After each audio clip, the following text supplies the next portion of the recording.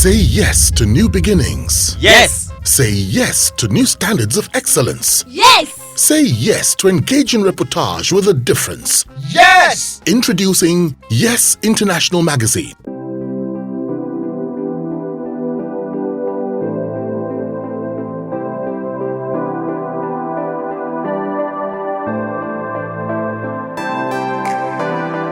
Now, your interest in PR, what has sustained it? You've been into this for so many years.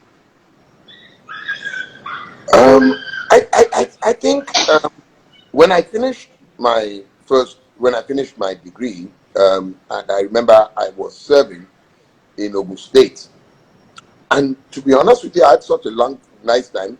I wanted to study law, and I'd hoped that when I got for my degree course in the first year, I'd be able to switch over to law, but that didn't happen. And then the next best thing was that I was going to go for a law program after I finished my degree. Now, two things changed my mind. One, I felt that my friends had started working and earning money by themselves. I didn't want to start, asking my late mom. My father died when we were quite young, so she brought us up literally single-handedly. And I wanted to start earning my money. I wanted to be independent myself.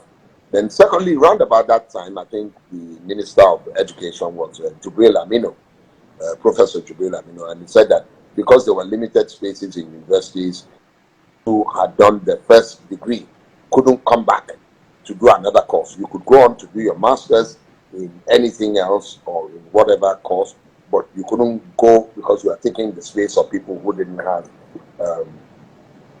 who couldn't get into universities. I mean, the spaces were limited, not like today when we have many state universities or we have even privately owned universities. So there was a kind of embargo on people going back to start another degree course, unless, of course, I went to England, maybe Buckingham. I'm not sure why I didn't even explore that, because that would have been a 2-year program. I guess, I just wanted my own independence as soon as possible. So I said to myself, what was I going to do? And I remember people kept on saying to me that you make a good PR person. You make a good PR person. The only benchmark we had for PR then was late Chief Alex Akinyele, who later on went on to be the Minister of Information. And, so I said, yeah, why not? Let me try. And so I read up on public relations, and I said to myself, that's what I wanted to be. I wanted to be a public relations practitioner. I also felt that law was saturated. You had the Ganifa, you had the FRA in those days. And I wanted to do something that within 10 years, I would become some kind of benchmark in that profession. And public relations gave me that opportunity. And so I went into it. But when I started, we didn't have public relations companies or firms per se. Most companies were advertising companies, and that's how I started out in advertising, as you said in my profile, which you read at the beginning. But along the way, even in that company that I worked, I kept on harping that I wanted to be a PR person. So they carved out a company the company was carved out, and I was asked to head the company as the executive director, where I could, do more of marketing and public relations. And that's where started that's what started my interest in public relations. Then I found out that the more I went into it, the deeper it is. I realized the fact that one of the challenges that public relations has is public relations. Public relations needs public relations. You just asked me at the beginning and said, what is public relations? If a lawyer were here, you wouldn't ask for the definition of law. You wouldn't ask for the definition of accounting or definition of medicine. But yes, we are big, because when you look at our cousins, when you say somebody is in advertising, and say, what do you do? He shows you creative work. He shows you a jingle. He shows you a press ad. He shows you a billboard. When I say you're in journalism, just like you are, Azuh, you show me a publication. You show me a yes. You understand? You show me whatever. You show me a TV program or whatever. But I am, mine seems to be abstract. I don't have a tangible. that I can deliver to you, that I can show you that this is my work. Many times in delivering my work, I have to rely on, in terms of expressing myself, I have to rely on you as a journalist or the advertising. I can borrow advertising to drive the public relations campaign. So we're ambiguous somewhat. We're vague, and it becomes so difficult to sell your value when you are speaking. There's a gentleman called, and I'm going to mention his name, Rahim Akinbolu. Rahim Akinbolu writes brand for this day. And I'm not sure I've ever been, and I say this with all sense of, I hope it doesn't come out the way it can come out. You know, I was at a pitch for a brand, you know, the major brand in this country, food chain, and the lady just said, "What is the difference between you and Rahim Akinbolu?" Rahim Akinbolu is a journalist, and he does his work, and he does it very, very, very well. I admire him, but he's not a public relations practitioner. And it then made me realize that we haven't done enough work.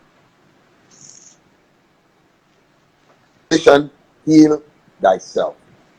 Public relations is like salt. You cannot eat salt, but it gives taste to the food. You can't just get a bowl of salt and you begin to eat it. If you ask me, PR is too insular. It's not something, it's better in other climes. I mean, when I call developed world, but they still also have the problem, whereby the problem of differentiation, the problem of value determination. Let me stop there before I get carried away. So your question was that, what has sustained my passion? My passion is that, what has sustained it is that I realized that there's still so much to do. There's still so much to do. So the deeper I go into it, the more work I see. So I just keep running. All right. Now, you said in that 1988, you know, when you started out with CT&A, after some time, a department or so was carved out for you, you know, where you headed like the PR arm. What was that PR arm called, you know? It was called CT&A Direct Marketing. Okay. So I have worked in advertising, I've worked in marketing, I've worked in public relations. I'm a fellow of the Nigerian National Institute of PR, and then it was known as, what did we call it? NIMAC. It was known as NIMAC. I joined both of them at the same time. I just have spent a lot more time in public relations, and I must admit that my marketing interest did wane. But when you look at it, they work hand in hand. So that was what the company was called, CT&A Direct Marketing. Okay. Part of the mandate of CT&A Direct Marketing was also to grow its public relations interest. All right. So what makes a good PR man? Simple. Ability to analyze. Ability to analyze. If you remember what the Mexican statement said, talked about analyzing trends and predicting their consequences. Most people that I know who are in public relations, they look at the glamour part of it. So you can look at YB and say, oh, he wears this bow tie, you know, he turns out blah, blah, blah, blah. That's not it. That you are seeing the front end. There's a lot of back end. For you to be a public relations program, you must be you are first and foremost an analyst. And the work you do can be equated to the likes of PwC, KPMG, Anderson, just name them, Accenture, Phillips Consulting. That's the quality of the work that you do. Because your first mandate is for you to analyze trends. You've got to be logical. You've got to be able to you predict the consequences of, and that is a tall order, because if you work in public relations, today you can be talking about oil and gas, tomorrow you're talking about finance, day after tomorrow you can be talking about education, and then you can also be speaking about maybe governance, for instance. So it's a very wide field, and indeed it requires what makes a good public relations practitioner. The first thing is that you are a counselor. And many people forget this, that their first call is you should counsel your principals. You should counsel your clients. You should counsel government. And saying that, look at this thing that we're about to do. This is the consequence. And in that regard, this is what we ought to do. To be a good public relations practitioner, you must be a jack of all trades and master of many. Because the challenges you and I are sitting here, a crisis may be happening somewhere. Take, for instance, the collapse of the 21-story building. I say this, take, for instance, the release of the sex tape of Tiwa Savage.